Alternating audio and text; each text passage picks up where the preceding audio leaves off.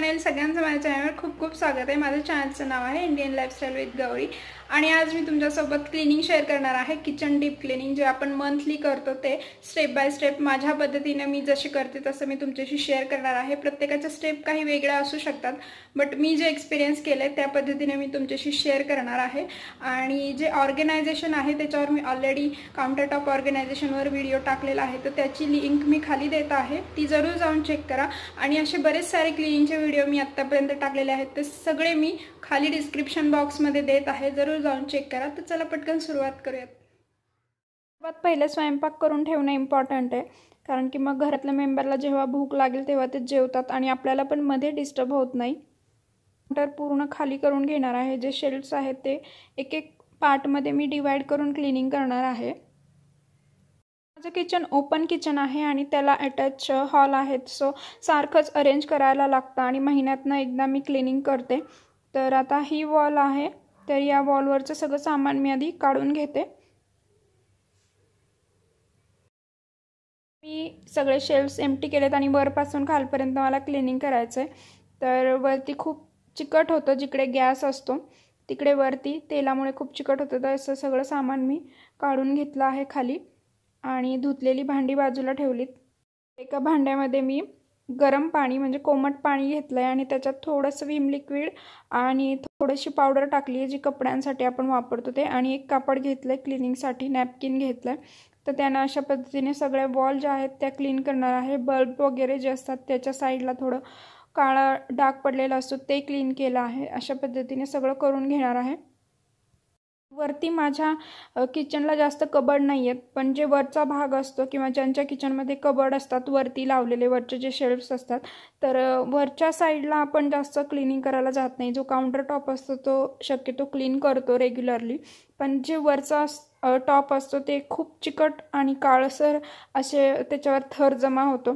जसं की माझं ॲक्वागार्ड आहे, तर त्याच्यावरचा जो टॉप आहे तो नेहमी खराब होतो आणि तो मला एका घासणीने घासून क्लीन करावा लागतो। तर कबडचं पण तसंच आहे, तुमच्या किचनमध्ये कबड असतील तर ते पण अशा पद्धतीनं क्लीन करून घ्या आणि शक्यतो मी व्हीम लिक्विडच वापरते।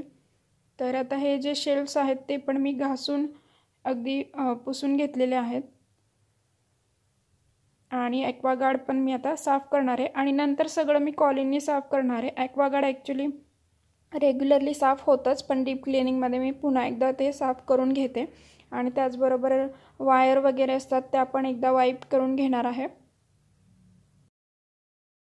वायर वगैरे आहेत ॲक्वागार्डच्या त्या इकडे सिंकच्या बाजूला आहेत आणि त्याच्यावर साबणाचे वगैरे डाग पडतात, उडतात, तर ते पण मी क्लीन करून घेणार आहे। आणि ही जी वॉल असते ती पण खूप साबणाच्या पाण्याने खराब होती सारखी, तर रेग्युलर रोजच मी ती धुते, तरी पण एकदा आता डीप क्लिनिंग करताना साफ करणार आहे। आणि त्याचबरोबर जे स्विच बोर्ड असतात ते पण क्लीन करायचे आहेत। खूप जर डर्टी झाले असेल तर तुम्ही नेल पेंट रिमूव्हर वापरू शकता। जे शेल्फ्सवरचे डब्बे काढले होते ते क्लीन करायचे, तर मी नेहमी क्लीन करत राहते। आता सपोज जर एखादी डाळ संपली आहे तर ती भरण्या अगोदर मी डबा क्लीन करून मग जे आहे सामान भरते आणि जेव्हा मी महिन्याचं सामान आणते त्यावेळी पण क्लीन करते। सो एकदम मला सगळं डीप क्लिनिंगच्या वेळी साफ करायला लागत नाही, त्यामुळे एक काम माझं वाचतं, कारण की जेव्हा डबा रिकामा होतो तेव्हाच मी परत धुवून सामान भरते। असंच जर दुसऱ्या वेळी दुसरी एखादी वस्तू संपली तर ते डबा रिकामा झालेला असतो तेव्हाच धुवून भरायचं, म्हणजे एक डीप क्लिनिंगच्या वेळी एक काम आपलं वाचतं। तर आता फक्त वायपिंग करून घेते वरनं। हे डबे असे आहेत जे खूप दिवसापासून काही डब्यांमध्ये सामान राहतं चुकून आणि ते एक्सपायर झालेलं असतं किंवा खराब झालेलं असतं, तर ते डबे मी रियूज करणार दुसऱ्या सामानासाठी किंवा स्नॅक्स वगैरेचे जे डबे असतात वगैरे ते, तर हे डबे मी आता धुवून हे थोडे साखरेचे वगैरे डबे मी चेंज करणार आहे, तर त्यासाठी वापरणार आहे। तर हे धुवून मी उन्हात वाळत घालणार आणि असेच पिठाचे वगैरे डबे असतात तर ते पण सारखे क्लीन करायला लागतात, ते पण मी क्लीन करून उन्हामध्ये जरा गॅलरीमध्ये ठेवणार, म्हणजे ते पटकन वाळतील।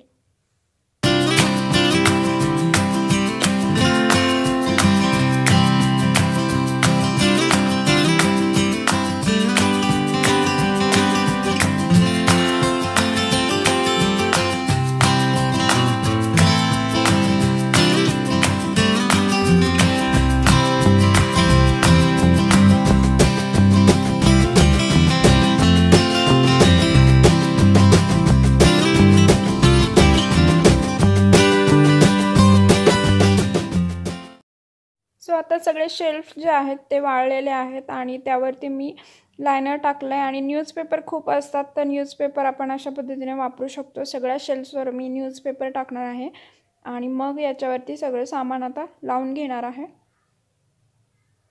मी सगळे जे डबे आहेत ते लावून घेणार आहे आणि वरती हे जे शेल्फ्स आहेत माझ्या काउंटरला तिथे मी रेग्युलर जे सामान यूज होतं डाळी असो किंवा मसाले असो ते सगळं ठेवते आणि जे एक्स्ट्राचं सामान असतं त्याच्यासाठी एक वेगळं कबड आहे ज्याचं मी पहिले पण ऑर्गनायझेशन टाकलेलं आहे, ग्रॉसरीचं ऑर्गनायझेशन, आणि त्यामध्ये सगळं मी एक्स्ट्राचं सामान ठेवते आणि काही ज्या वस्तू असतात त्या चेक करायला लागतात, खराब झाल्या आहेत का व्यवस्थित आहेत का, तर त्या सगळ्या चेक करूनच मी ठेवते। जर खराब मला वाटलं तर मी ते काढून टाकते।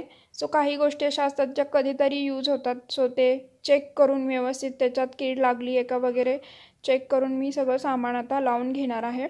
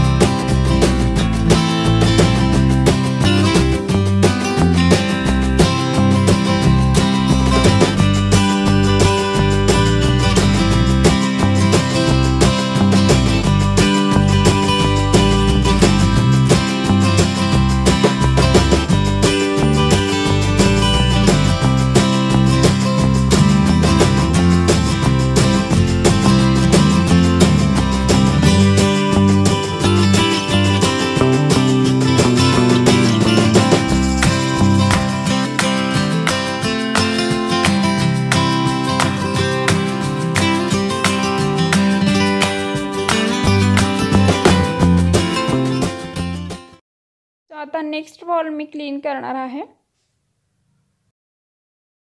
इकडे या वॉलला एक विंडो आहे, खाली गॅस टॉप, इकडे पण एक शेल्फ आहे। तर वरची जी भिंत आहे ती साफ करण्याच्या अगोदर मी खाली गॅसवरती सोडा घालत आहे। हा खाण्याचा सोडा आहे, तर जे पण ऑइलचे डाग असतात आणि काळे झालेले डाग असतात तर ते निघून जातात। सोडा आणि लिंबू पिळलं आहे थोडंसं अगोदर आणि मग सोडा टाकला आहे आणि व्हिनेगर पण टाकू शकतो तुम्ही, आता माझ्याकडे अवेलेबल नाही आहे। सो मी सोडा आणि लिंबूचं मिश्रणमध्ये पूर्ण गॅस जो आहे क्लीन करणार आहे आणि खूप जर तेलकट झालेलं असेल, चिकट झालेलं असेल तर कोमट पाणी किंवा गरम पाणी घ्यायचं, म्हणजे तेलाचे जे डाग असतात ते लगेच निघतात। आणि बर्नर पण मी थोडेसे लिंबू सोड्याच्या पाण्यामध्ये भिजत घातले आहेत। मी जी गॅस टॉपच्या वरची वॉल आहे ती थोडी जास्त चिकट होते तर त्यासाठी मी कोमट पाणी घेतलं आहे आणि एक तारेची जी घासणी असते, स्क्रब असतं, त्यानं मी हे घासून घेणार आहे आणि नंतर मी विंडो देखील घासून घेणार आहे आणि विंडोला साबण लावून जे भांड्याचा साबण असतो ते किंवा विम लिक्विड लावून मी स्वच्छ करून घेणार आहे, कारण की ही जी विंडो आहे ती माझ्या गॅसच्या शेजारी आहे तर तेलकट डाग पडतात। सो विम लिक्विडने मी ती क्लीन करणार आहे आणि नंतर मग त्याचे साबणाचे डाग दिसू नयेत म्हणून मी पाण्याने धुवून काढणार आहे। आणि सगळं क्लिनिंग झाल्यानंतर फ्रीज वगैरे अशा ज्या गोष्टी आहेत, ओव्हन आणि खिडक्या, हे सगळं मी कॉलिननं साफ करून घेते आणि रेग्युलरली 8-10 दिवसातनं मी करतेच नेहमी पण डीप क्लिनिंग नंतर देखील करून घेणार आहे। तर अशा पद्धतीने सगळ्या वॉल ज्या आहेत ते पुसून घेते अगोदर।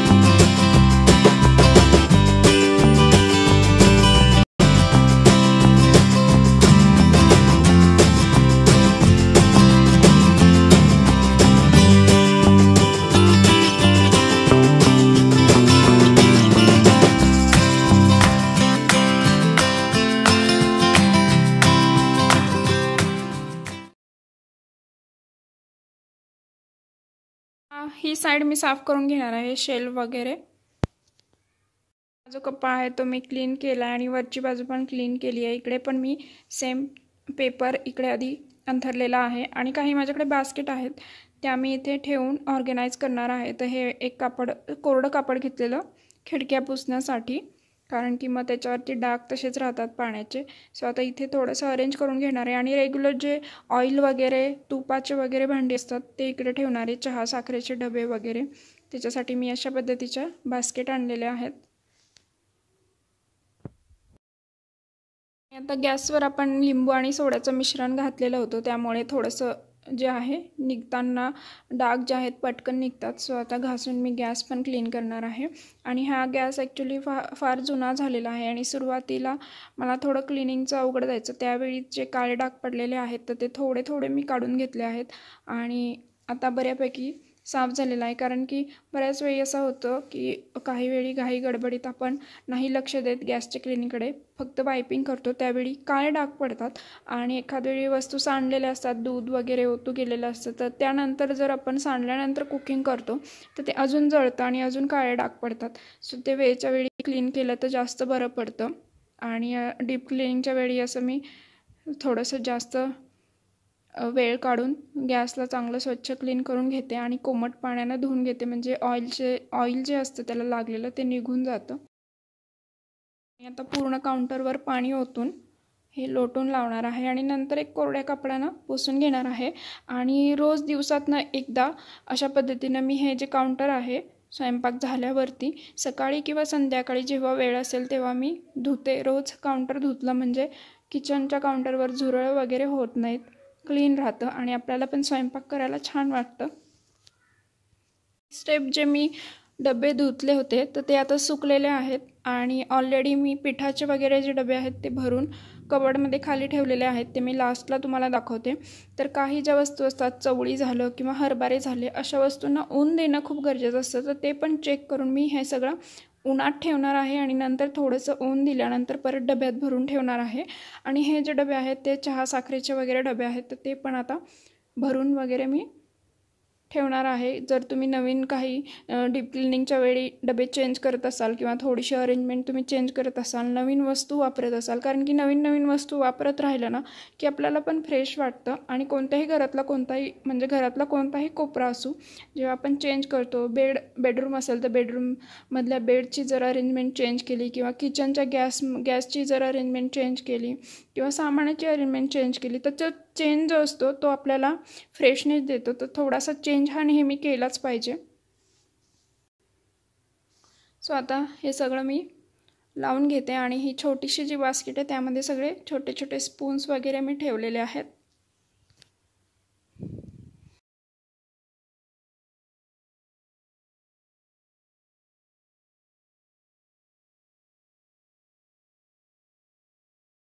सगळं क्लीन झालंय आणि जे पण वस्तू असतील त्या मी आता भरून ठेवणार आहे डब्यामध्ये।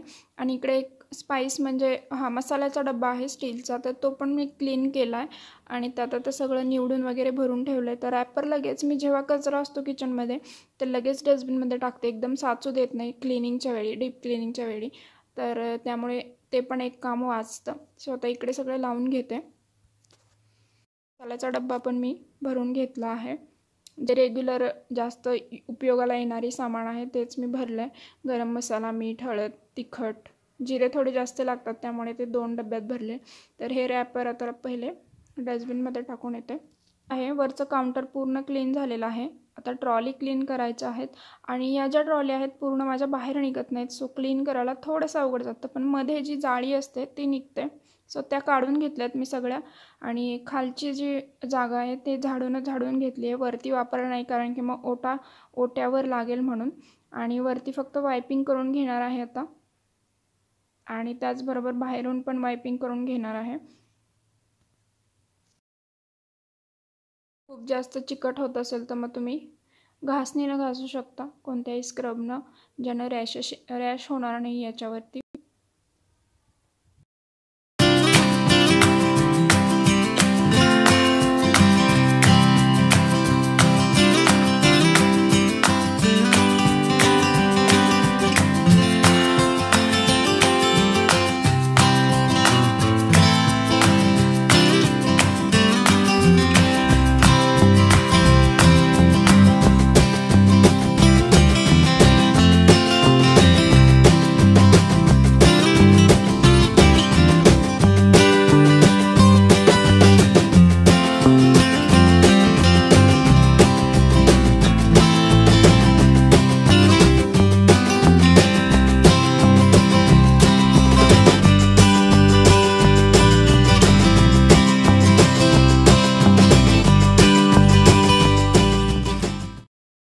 सो आता जी ट्रॉली पुसून घेतली आहे ती मी लावून घेते एक एक करून, कारण की लगेच लावून घेते मग लक्षात राहत नाही की कोणती ट्रॉली कुठली आहे. सगळ्या एकदम काढल्या की प्रॉब्लेम होतो, माप बसत नाही, जिकडची ट्रॉली जिथेच बसते. तर यामध्ये मी पेपर घालणार आहे. हे फक्त मी मला छान वाटावं, फ्रेश दिसावं म्हणून घालते. अदरवाईज ज्या जाळीच्या ट्रॉली असतात तिकडे पेपर घालण्याची काही गरज नसते, बट ते क्लीन दिसतं आपल्या डोळ्यांना म्हणून. आणि मी भांडी जेव्हा धुतलेली भांडी असतात ती एकतर मी सुकेपर्यंत जे आहे तसेच ठेवते, मावशींनी धुतल्यानंतर मग भांडी जागेवर लावते किंवा मग पुसून लावते, म्हणजे ट्रॉली खराब होत नाही. आणि पेपर घातलेला सो ओली भांडी ठेवले तर पेपर पण खराब होणार, सो पुसूनच मी नेहमी. तर लास्ट मी फ्रीज क्लीन करणार आहे. तर फ्रीज ऑलरेडी आतून क्लीन केला आहे, फक्त जे पाठीमागची बाजू असते ती आपण रेग्युलरली क्लीन करू शकत नाही, त्यामुळे आता फ्रीज सरकून मागची जी बाजू आहे ती पण पुसून मी स्वच्छ करून फ्रीज इकडे लावून ठेवणार आहे. पद्धतीने इकडे फ्रीजची जागा पण क्लीन झालेली आहे. काउंटर क्लीन आहे सगळं, ट्रॉलीज वगैरे सगळ्या क्लीन आहेत. त्याचबरोबर मी कांदा लसूण वगैरे आपण ठेवतो ती जी ट्रॉली असते ती पण क्लीन करून ठेवलेली आहे. आता फक्त माझी फरशी पुसायची बाकी आहे, तर ते मी सरकून सगळं सामान सरकून क्लीन करून घेणार आहे. तसं जास्त सामान नाही आहे, किचन माझं छोटंसंच आहे, खूप मोठं पण नाही आहे. पण इम्पॉर्टंट टिप आहे की जे पण आपण टॉवेल्स आणि नॅपकिन्स वगैरे वापरतो किचनमध्ये तर ते एरियलमध्ये किंवा डेटॉलमध्ये भिजून ठेवून मग ते घासणे. आता सगळं माझं किचन सेट आहे आणि खूप फ्रेश वाटत आहे इकडे, कारण की जेव्हा आपल्या किचनमध्ये स्वच्छता असते, फ्रेशनेस असतो, तेव्हा आपल्याला तिकडे स्वयंपाक करायला पण खूप छान वाटतं. तर इकडे रेग्युलर बेसिसला जे यूज होतात ऑइल वगैरे आणि चहा पावडर वगैरे ठेवलं. इकडे राईस कुकर आणि चपातीचा डब्बा आहे. इकडे लोणचं वगैरे ठेवलेलं आहे या डब्यात, कांदा आणि लसूण बटाटे वगैरे. इकडे गॅस आहे आणि समोर जो आहे ते 2 खलबत्ते ठेवलेले आहेत कुटण्यासाठी.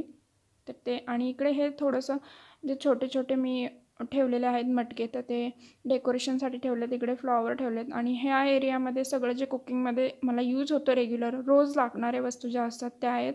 आणि वरच्या कप्प्यामध्ये स्नॅक्स बिस्किट वगैरे ठेवलेलं आहे. तर इकडे माठ ठेवलेला आहे, सध्या उन्हाळा चालू आहे त्यामुळे. तर मी दाखवते तुम्हाला एक एक ट्रॉली.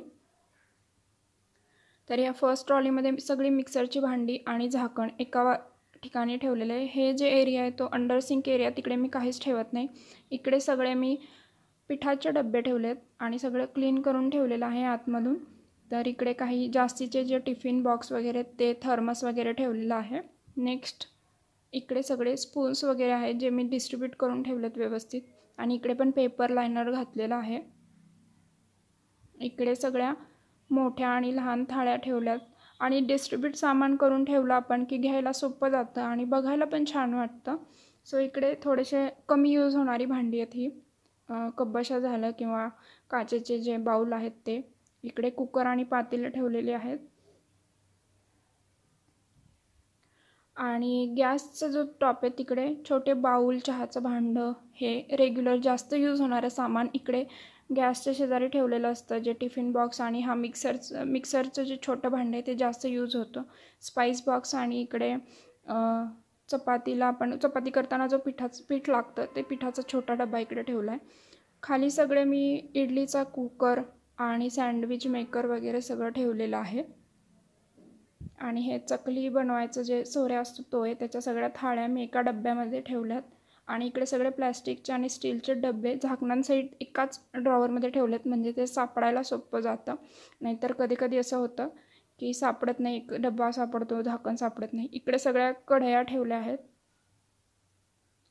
आणि इकडे चाळण्या वगैरे पद्धतीने मी सगळं अरेंज केलं आहे. आणि याचा मी व्हिडिओ काउंटरटॉपचा व्हिडिओ मी अगोदर पण टाकला होता, पण ट्रॉलीचं अरेंजमेंट टाकलं नव्हतं. सो या व्हिडिओमध्ये ट्रॉली अरेंजमेंट पण मी ॲड केलं आहे. आय होप तुम्हाला आवडलं असेल. जाळी आत्ता रिकामी आहे, बट जेव्हा मी भांडी घासते तेव्हा यामध्ये ठेवते. सो फ्रेंड्स, कसा वाटला व्हिडिओ? आवडला असेल तर नक्की लाईक करा. आणि नेक्स्ट पार्टमध्ये मी माझं जे क्रॉकरीचं कबड आहे आणि ग्रॉसरीचं कबड आहे त्याचा ऑर्गनायझेशनचा व्हिडिओ टाकेल. आणि मायक्रोवेव्ह, मिक्सी वगैरे हे जे सामान असतं किचनमध्ये त्याचं क्लिनिंग वगैरे त्याचा व्हिडिओ मी ऑलरेडी टाकलेला आहे. तुम्ही डिस्क्रिप्शन बॉक्समध्ये जाऊन जरूर सगळे व्हिडिओ चेक करा. आता भेटूयात नवीन व्हिडिओसोबत. तोपर्यंत बाय बाय.